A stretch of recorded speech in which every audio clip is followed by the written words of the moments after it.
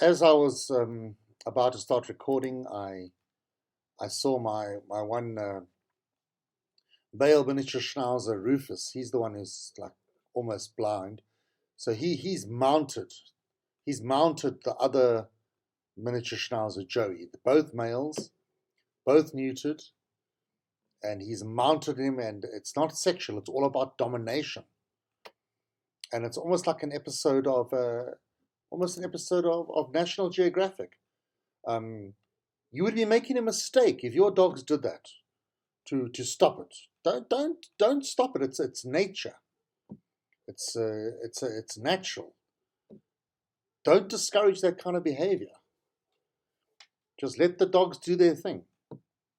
They will work it out themselves. You know, if you as a human, you're the pack leader, don't interfere. Don't get involved. Let it all naturally happen. Speaking about nature, horrible story. This happened in Zimbabwe, near the Manapools National Park. So this man from Cape Town and his son, Michael Bernard Welsh, 71 years old, he was trampled to death. Speaking about nature, we have dogs barking. He was trampled to death by they said, a tuskless female elephant. I don't know why was the elephant tuskless? Very, very interesting. So him and his son, a 41-year-old, he's 41 years old. They've been going to this park since 1986, and they left their car. They're going for a walk in the park. And according to the story, the son managed to get away, but the father, 71 years old, he couldn't get away, and he was trampled to death.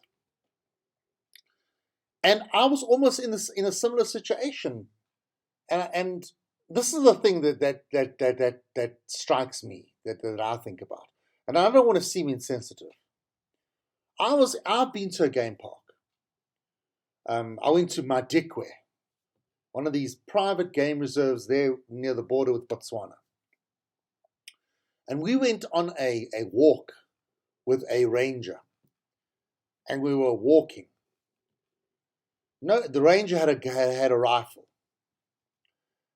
And we walking along and we saw an elephant or two.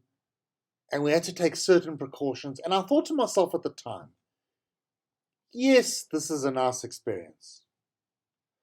But if this elephant suddenly gets annoyed for some reason and decides to charge us and trample us to death, was it worth it? It wasn't. It wouldn't have been worth it. There are just some experiences, yes, that are very nice, but it's just not worth it.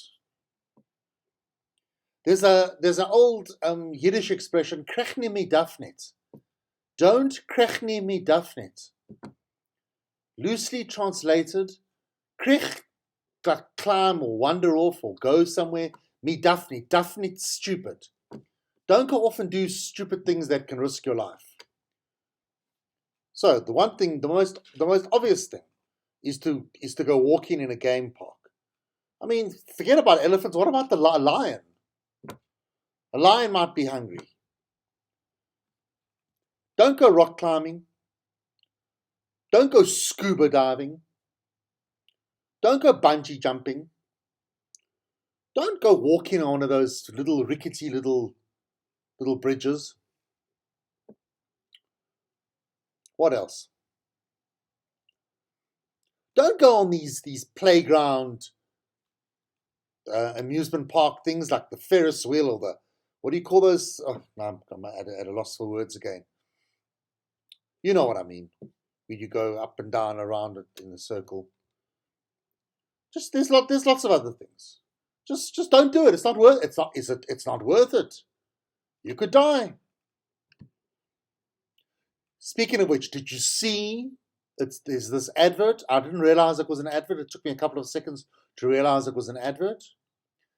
DA leader John Steenhuizen, he's walking in the middle of a highway. How reckless is that? And he's walking right in the middle of the highway. I suppose maybe they closed the highway for a bit. And he's walking and he's walking and he's talking about service delivery and how the DA this and the DA that. And then at the end of the advert, he gets to the point where the border between two provinces, I think maybe Western Cape and the Free State. And he's walking on a nice, dark, newish road. And then he gets to the end, where the road is no longer dark and new, it's lighter. But it's still a good, decent road. So the message was, look, the DA was in charge of fixing this road, and look, this is where the DA jurisdiction ended. So the message was, you want to stick with the DA that gets things done? Look at the nice road, and look, we didn't do this road. This road is horrible. The thing is, that road wasn't so bad. And it's just, the sun over years, if you're a brand new road, you're all dark and fresh and nice. Believe me, after a year in the baking sun, you will also go that color. John Steenhuizen, do the advert a year from now, and he'll be faded as well. But the biggest thing, the biggest faux pas, the faux pas of the advert is, these are local elections. These are local municipal elections. John Steenhuizen is walking on a provincial road, the N1 or one of those main, nothing to do with local government, nothing to do with municipal delivery. It's not an ordinary municipal road. It's a national road. Nothing to do with these local elections, John. But I like it. Thinking out the box, trying to be creative, not bad. It was a full 10 out of 10 for effort, but anyway. I don't like to, look, the ANC's campaign was slightly different. There was either video or still photography. Jacob Zuma was seen at a casino. He was seen at some casino in Durban. Let me try and find it. Okay, I can't find it. Doesn't matter the name of the casino. And the narrative or the message behind it, all people are upset. He's out on medical parole. He's supposed to be terminally ill. And look at now he's at this casino. And the Jacob Zuma Foundation are not happy. I don't know why they're not happy. Why is the media reporting on this? The thing is, I don't see what the fuss is. It actually makes sense. Jacob Zuma is terminally ill. Dead man walking. Going to a casino is like an obvious place to go. You got a few days left to live. You don't need to worry about the future. You don't have to worry about investments. You don't have to worry about having money for a month's time because you're going to die soon. Have a bit of fun. Have a bit of enjoyment. Go to a casino. Do the one-arm. I assume he did one-arm bandits. Because you've been to casinos. You've been to the one-arm bandit section. All these elderly people. Half of them also on death's door. I mean, you can just imagine like an old person pulling on. It's like the last bit of activity they do.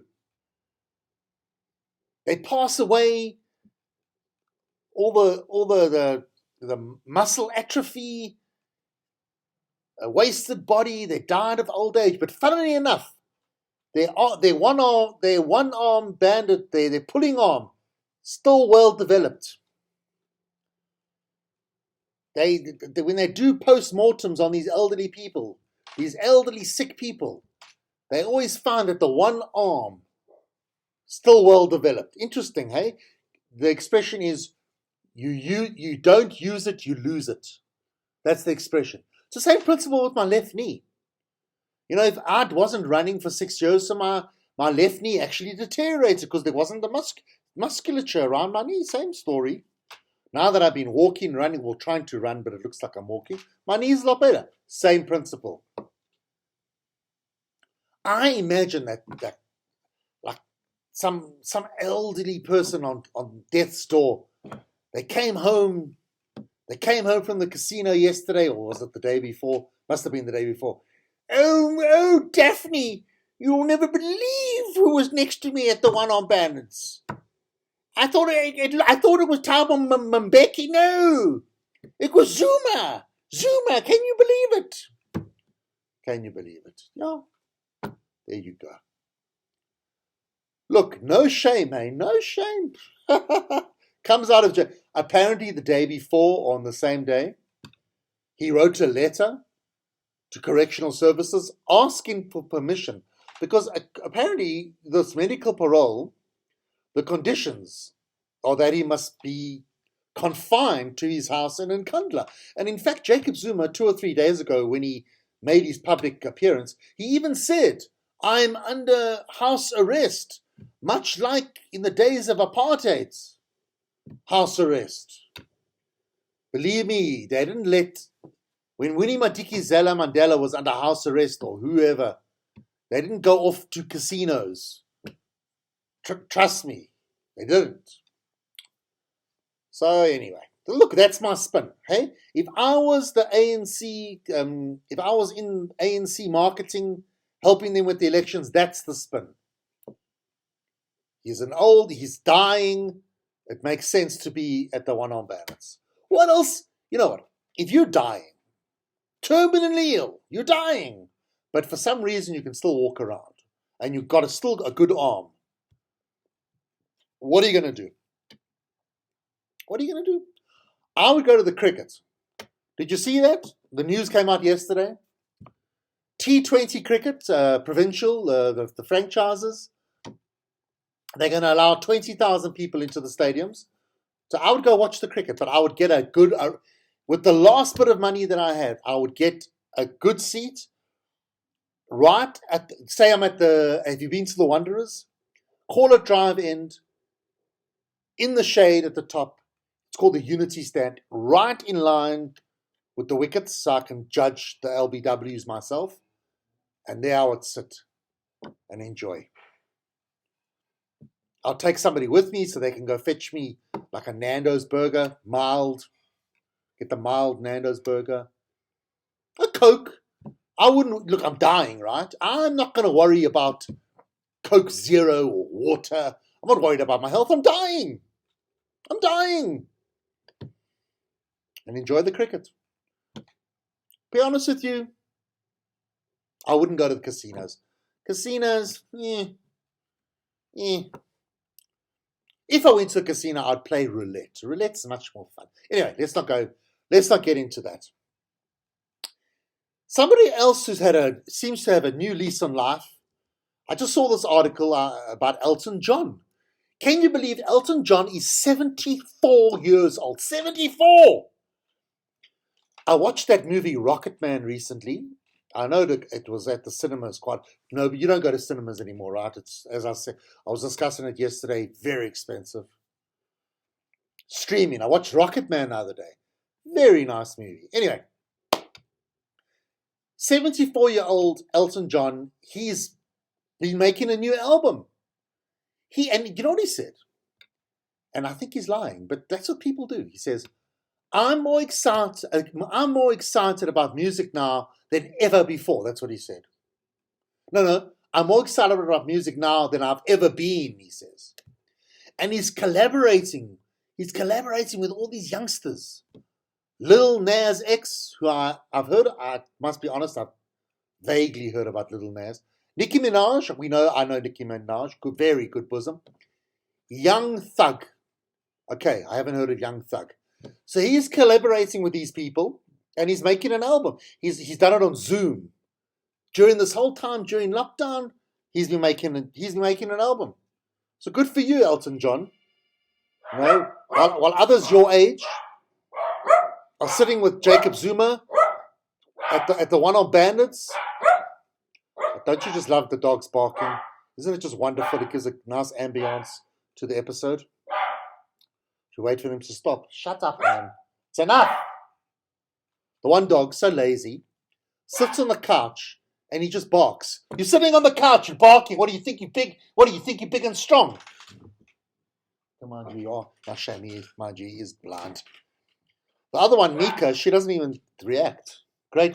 It's just the one that's barking at the door. Okay, anyway. Elton John needs to have a hip. He needs to have a hip replacement. Can you believe it? Well, now I thought about that. Now they say it's a hip operation, but chances are, if it's a hip operation, it's a hip replacement. And so he's had to postpone some of his concerts because he's having the hip replacement. And I thought to myself, Elton John's done pretty well from a health perspective. And I'm thinking to myself, he's always sat at the piano, but in his younger days, he did go a bit wild around the piano. He would stand up on the chair at the piano and play He used to do funny things. In latter years, he just sits at the piano. I think to myself, if he was more like Mick Jagger, but you know what, he's a piano player. But just hypothetically, if Elton John was more of dancing around, I wonder whether he would need that hip replacement. Because as I said just now, you don't use it, you lose it. Anyway, look. So it's just a theory. Just a theory. Absolutely no feedback from yesterday's episode. It turns out people who give feedback that didn't seem to care about yesterday's episode. So let me give my own feedback there. What did I think of the episode?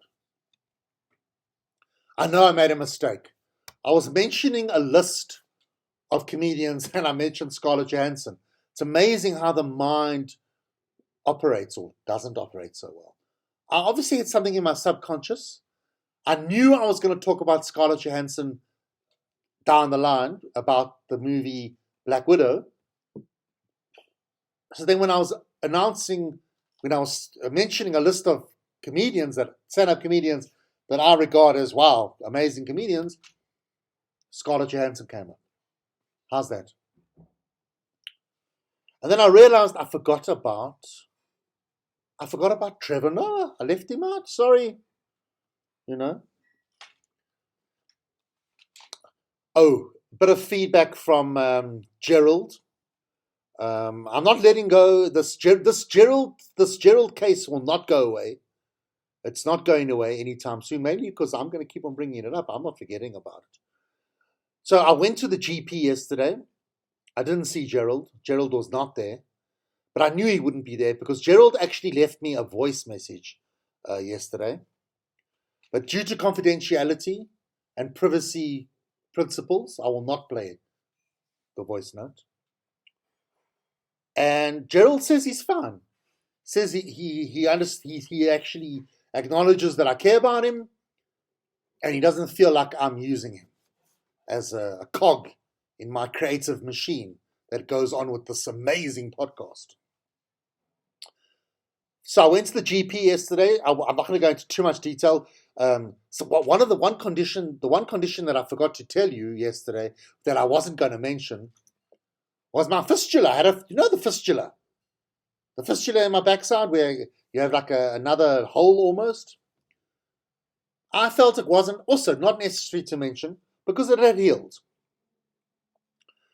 So good news, blood pressure, amazing. Blood pressure, like tip tops. Listen to this blood pressure. 120/70. Do you know what? That's the best blood pressure I've ever had. Best blood pressure ever that I have had recorded. I've never had a reading of 70. I've had 120/80, 122/82, never 120/70. So kol hakavod.